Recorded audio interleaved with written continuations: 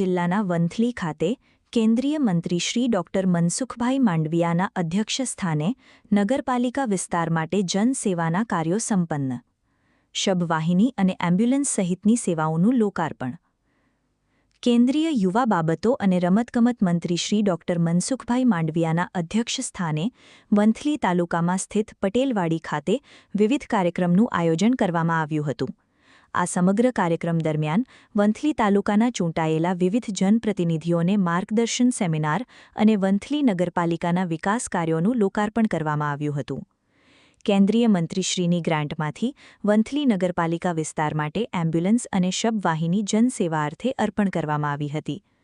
મંત્રીશ્રીએ લોકો સાથે સતત જોડાઈ રહેવા અને લોકોના પ્રશ્નોને કેવી રીતે હલ કરવા જોઈએ તે અંગે ચૂંટાયેલા નવા જનપ્રતિનિધિઓને માર્ગદર્શન પણ આપ્યું.